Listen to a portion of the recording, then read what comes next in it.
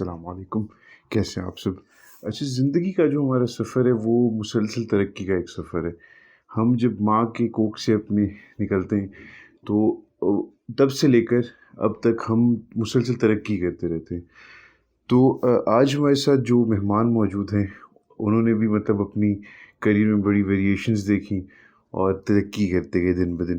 آج ہمارے ساتھ جو مہمان موجود ہیں وہ ہیں بہاولپور سے۔ ان کا نام ہے عطاشہ صاحب۔ السلام علیکم، وعلیکم بہت السلام۔ شکریہ آپ نے بڑی مہربانی اپنے آپ کی۔ مصروف ٹائم ٹیبل سے ہمیں ٹائم دیا۔ تو ان کا آپ کو میں تعارف کرواتا جاؤں تو ان کی جو زندگی کی رولر کوسٹر رائڈ تھی وہ شروع ہوئی لٹریچر سے۔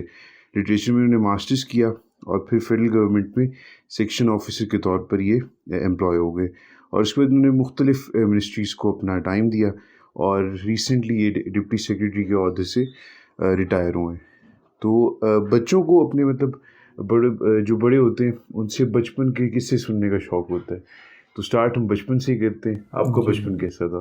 جی بالکل، ہمارا بچپن بہت اچھا تھا۔ اس وقت چونکہ یہ میڈیا اس طرح نہیں تھا، نہ موبائل کی سہولت تھی، نہ کوئی ویڈیو گیمز تھیں۔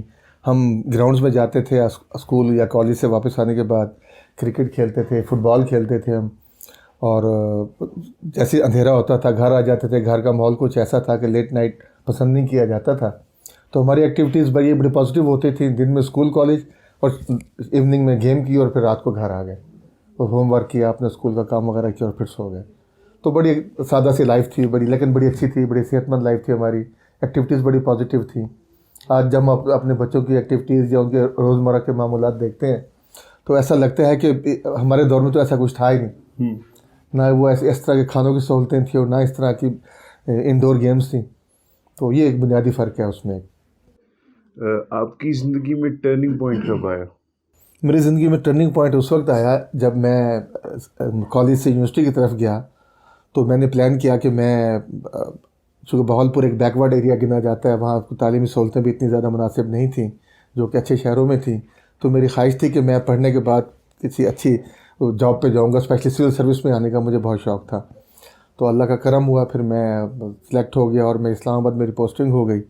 تو اس دوران پھر بڑے شہر میں رہنے کا، اور میں پچھلے 30-35 سال سے یہی رہ رہا ہوں، تو اب مور دین یعنی اسلام آبادین ہم ہر چیز کو اون کرتے ہیں یہاں کی۔ یہ ہمارے سامنے اسلام آباد بنا ہے، یہاں کا ماحول، یہاں کی گرینری، یہاں کی بلڈنگ ہمارے سامنے ڈیولپمنٹ ہوئی ہے ساری، اور جتنا اسلام آباد اولڈ ہوتا جا رہا ہے ہم بھی اسی طرح سفر پہ رہا ہیں۔ اچھا، آپ نے ماسٹرز کیا لٹریچر میں اور اس کے بعد جاب جو تھی آپ کی وہ بالکل ہی مختلف تھی، تو اس کو کیسے ریلیٹ کریں گے؟ جی بالکل، میں نے جب ماسٹرز اس میں کیا تو جب میں اس دوران، جب آپ کو ایک اچھی جاب نہیں مل رہی ہوتی تو آپ آتے ہیں، تو میں نے اس دوران ریڈیو پاکستان اسلام آباد میں نیوز پروڈیوسر میں کام کیا میں نے۔ صحیح، زبردست۔ تو میں وہ نیوز ایڈٹ بھی کرتا تھا اور پروڈیوس بھی خود ہی کرتا تھا۔ اس کے بعد پھر میں نے یہاں سے ہوا تو پھر مجھے، چونکہ اردو میں نے کیا ہوا تھا، اردو ادب سے بڑی مجھے وہ بھی تھی، شوق بھی تھا میرا، اور میں اس کو انٹرسٹ بھی تھا میرا اس میں۔ پھر میں یہاں اسلام آباد کے ایک لوکل ماڈل کالج تھا، اس میں نے لیکچرشپ کی کچھ عرصہ۔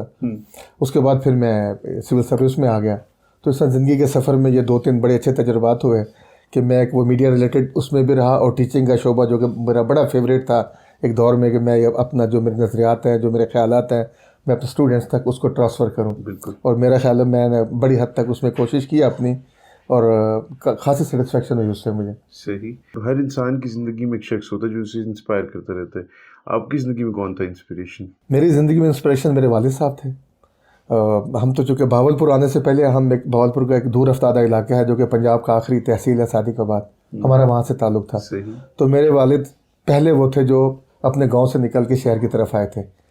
تو اس طرح پھر انہوں نے ترقی کی، ہمیں پڑھایا، ہمیں اچھا ایک ماحول دیا، بڑا اچھی ہماری پرورش کی انہوں نے۔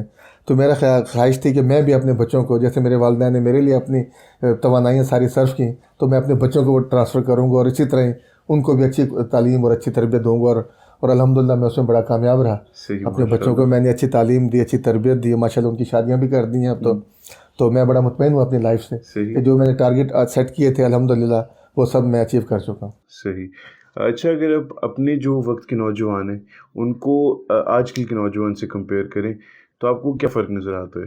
فرق یہ نظر آتا ہے کہ اس وقت چونکہ ہمارے پاس تفریح کے مواقع بہت کم ہوتے تھے، سوائے اپنے ٹاؤن میں جو ودن ہوتا تھا وہ کرنا یا اسپورٹس، اس کے علاوہ ہمارے پاس کوئی اور تفریح کے مواقع نہیں تھے، نہ ہی لوگوں کے پاس اتنے مالی وسائل ہوتے تھے کہ وہ ٹورزم پہ جائیں، تو ہم اپنے ہی رہتے تھے اور اسی میں ہی خوش رہتے تھے، سمجھتے تھے یہی دنیا ہے ساری.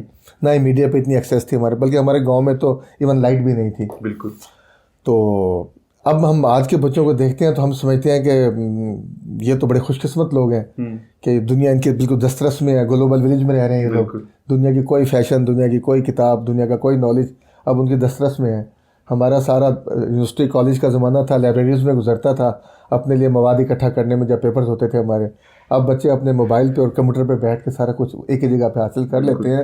تو یہ بڑی بلیسنگ ہے آج کے بچوں کے لیے، اور انہیں چاہیے کہ اس سے پورا فائدہ اٹھائیں، استفادہ کریں ان چیزوں سے، تاکہ جو میکسیمم فائدہ لے سکتے ہیں وہ لیں اور آگے نکلیں، ملک کا نام روشن کریں اور اچھے فیلڈز میں، سائنس میں، ٹیکنالوجی میں اب محنت کریں اور آگے تریں، تاکہ ملک ہمارا ترقی کرے اور سسٹم بھی بہتر ہو. بالکل. آپ کو کیا لگتا ہے کہ آج کے جو نوجوان ہیں وہ باغی ہے یا پھر ترقی پسند ہے؟ نہیں، باغی نہیں ہے ان دیٹ سینس کہ وہ باغی ایک سخت لفظ ہو جاتا ہے. وہ اپنے تئیں ہم انہیں کہہ سکتے ہیں کہ وہ نئے جو رجحانات ہیں اس کی طرف زیادہ مائل ہے وہ، لہٰذا وہ ترقی پسندی کی طرف سفر ہے اس کا، باغیانہ نہیں ہے. چونکہ ہم یوں سمجھے کہ کنزرویٹو ہیں، ہمارا جو بچپن تھا کنزرویٹو تھا، فیملیز اس طرح کی تھیں.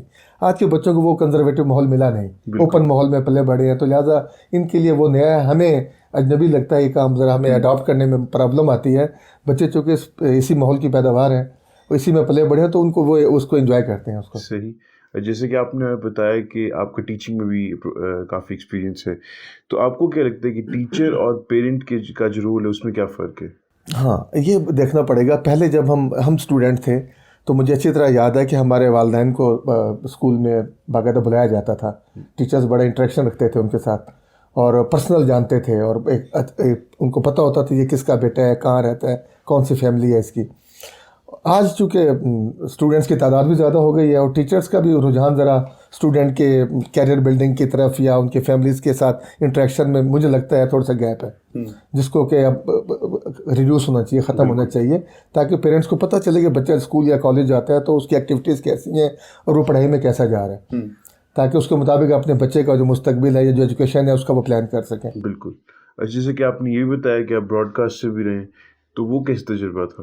وہ بہت اچھا تھا. اس میں چونکہ آپ ایک تو جیسے نیوز کا ہے فرض کیا یا بزنس نیوز کا ہے، آپ بالکل اپ ٹو ڈیٹ نالج ہوتا ہے آپ کے پاس کہ اس وقت ملک ہمارا، چونکہ میں بزنس نیوز کرتا تھا تو اس میں مجھے پتہ ہوتا تھا کہ ہم کس طرف بزنس میں یا اپنی جو ہمارے ریونیوز ہیں یا جو ہماری ٹریڈ ہے وہ کہاں جا رہی ہے.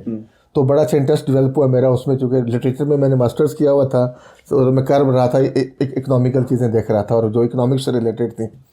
تو اس طرح سے وہ ایک اچھا تجربہ تھا میرے لیے. صحیح. کہ مجھے سمجھ آئی کہ اسٹاک ایکسچینج کیا ہوتی ہے، مجھے پتہ چلی کہ انفلیشن کیا ہوتی ہے، مجھے پتہ چلی کہ ترقی کے کون کون سے مختلف مراحل ہیں، کہ جب کسی کا پیمانہ بنتا ہے، کوئی ہم ایک پیرومیٹر بنتا ہے اس کا، کہ کسی ملک کی ترقی کو آپ نے اگر ایگزامن کرنا ہو تو کیا کیا چیزیں دیکھنی چاہیے اس کی. تو اس میں مجھے کافی اس میں فائدہ ہوا. اور اگر آپ جو پرانا میڈیا اس کو آج کی میڈیا سے کمپیئر کریں تو کیا میجر فرق نظر آتا ہے آپ کو؟ پہلا میڈیا چونکہ بڑا محدود تھا اور اس کے وسائل بھی بڑے محدود تھے، لیکن وہ بڑا محنتی میڈیا تھا، بڑا اونیسٹ تھا. جو رپورٹر ہوتے تھے وہ بڑی محنت کرتے تھے، فیلڈ میں جاتے تھے اور آن گراؤنڈ جا کے ریئلٹیز کو دیکھتے تھے، پھر وہ اس کو اخبار میں یا پرنٹ میں لے کے آتے تھے یا ریڈیو میں لے کے آتے تھے یا ٹی وی پہ. آج وہ بات نہیں ہے. آج نیٹ پہ لوگ بیٹھ کے اپنے گھر میں ہی تمام تجزیہ کرتے ہیں، تمام انفارمیشن لیتے ہیں اور آگے اس کو پاس آن کر دیتے ہیں، جس میں ان کو آن گراؤنڈ ایکسپیرینس کمی نظر آتی ہے ہمیں.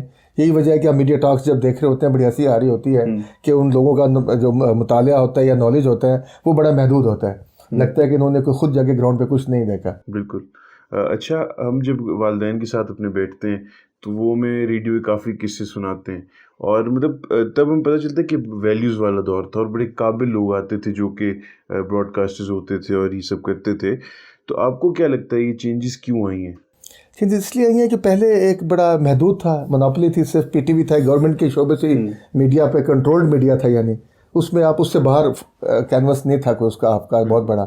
اب چونکہ بڑا واسٹ ہو گیا ہے یہ، اب پرائیویٹ میڈیا اتنا زیادہ ہو گیا کہ لوگ ایون گورنمنٹ میڈیا کو دیکھنا بھی پسند نہیں کرتے. انہیں پتہ ہوتا ہے کہ بائسڈ ہے یہ گورنمنٹ کی تعریف ہی سنائے گا آپ کو، جبکہ انڈیپینڈنٹ میڈیا جو ہے وہ آپ کو دونوں رخ دکھاتا ہے تصویر کے.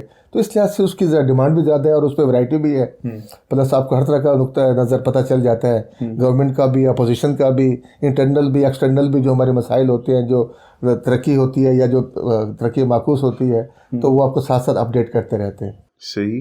اچھا، اب مطلب اگر ہم پہلے زمانوں میں دیکھیں تو اتنے ریڈیو کے چینل نہیں ہوتے تھے، اور اس کے بعد جب ٹی وی آئی، آپ نے جیسے بتایا کہ پی ٹی وی کی چینل تھا، اب ہم دیکھتے ہیں کہ چینلز تو ڈھیروں ہیں اور بڑی کوانٹٹی میں شوز آ رہے ہیں، آلدو کوالٹی نہیں ہے. اس کی کیا وجہ ہے؟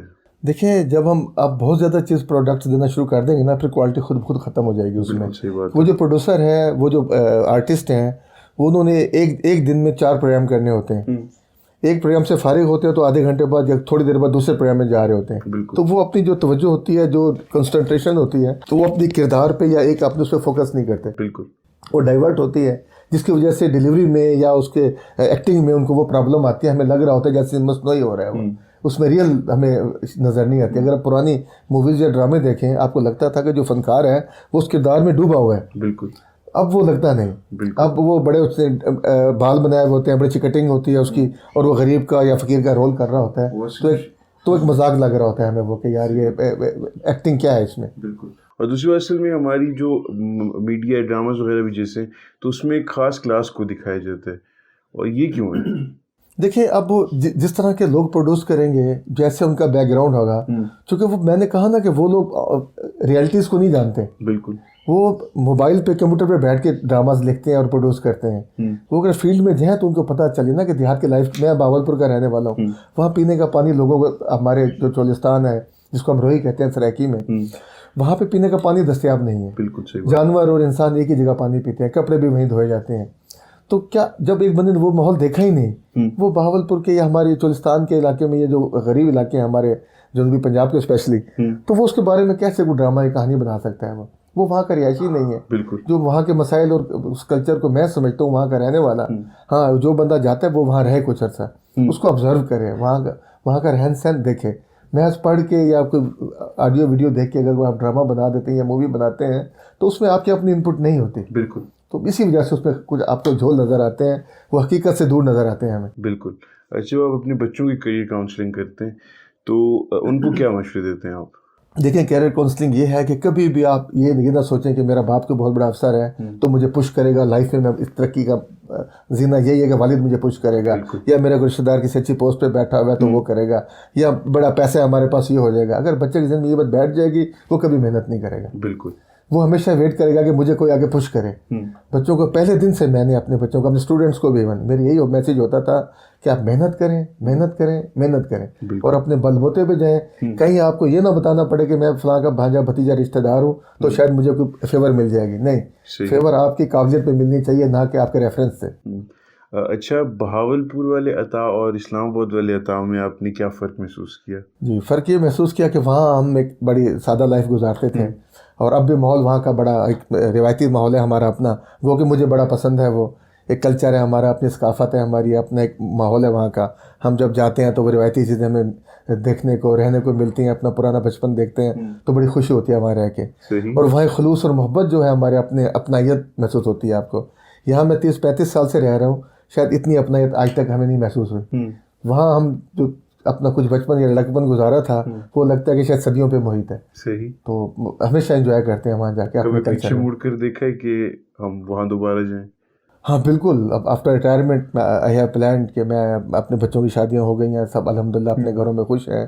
تو انشاءاللہ اپنا میری خواہش ہے کہ میں اپنے اللہ تعالیٰ نے جتنی زندگی دی ہے واپس اپنے گاؤں میں جاؤں، اپنے گھر میں جاؤں، اپنے اس ماحول میں جاؤں، اور وہاں کچھ اپنے پرانے دوستوں سے، ان یادوں سے کوئی دل بہلاؤں جا کے. صحیح. چونکہ آپ نے اب تک اتنی لائف گزار لی ہے تو زندگی میں آپ کو کوئی ریگریٹس ہیں؟ نہیں، الحمدللہ میرا کوئی ریگریٹ نہیں ہے. میں نے اللہ سے جتنا مانگا اس مالک نے مجھے اس سے زیادہ دیا. میری اتنی بساط نہیں تھی، میری اتنی قابلیت بھی شاید نہیں تھی.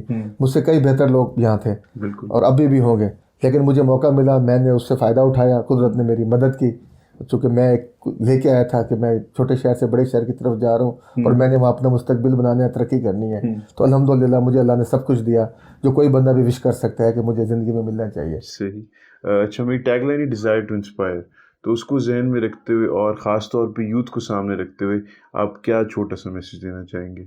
دیکھیں میں یہ کہتا ہوں کہ دیکھیں اپنے وطن سے اور اپنی مٹی سے پیار کرنا سب سے ضروری ہے. بالکل. جو لوگ اپنے وطن سے اپنی مٹی سے اور پلس اپنی ثقافت سے اپنے کلچر سے اپنا رشتہ ناتا جڑے رکھتے ہیں نا وہ کبھی دنیا میں مایوس نہیں ہوتے. وہ جو بندہ اپنے گھر سے اپنے وطن سے اپنے کلچر سے محبت نہیں کرتا وہ پھر کلچر لیس ہو جاتا ہے. وہ بالکل. پھر اس کے پاس کوئی ایسی بات نہیں ہوتی کہ لوگ دیکھ کے اس کو ریش کریں. تو اب ہمیں اپنے ہی اس میں رہ کے پھر نام پیدا کرنا ہے ہم نے. صحیح. اچھا تو آج کی گفتگو کا ہم یہ اختتام کرتے ہیں اور اس بات کے ساتھ کہ انسان مطلب جو بھی ہو ہمیں لگتا ہے کہ ہمارا بیک گراؤنڈ اگر صحیح نہیں ہے نا تو ہم کہیں نہیں جا سکتے. اصل میں ہماری سوچ وہ بن گئی ہے کہ بھائی ڈاکٹر کا بیٹا ڈاکٹر بنے گا، فوجی کا فوجی بنے گا. ایسے نہیں ہوتا. اس طرح اگر ہم یہ سوچ رکھتے ہیں تو ہم خود کو ہی پیچھے کھینچ کے رکھتے ہیں. ہمیں چاہیے کہ ہمارے جو ڈریمز ہیں، ہمارے جو ایمبیشنز ہیں ان میں ہم بس جان لگا دیں اور صلہ اللہ دینے والے تو وہ ہمیں صلہ مل ہی جاتا ہے. اور ہمارے پاس انہی کی طرح کی اور بھی کافی اگزامپلز ہیں جنہوں نے مطلب اپنی فیلڈ میں جان لگا دی. تو بس ہمیں چاہیے کہ ہم جان لگا دیں اور اللہ ہمیں دے ہی دے گا. اپنا خیال رکھیے، آس پاس والوں کا بھی خیال رکھیے. اللہ حافظ.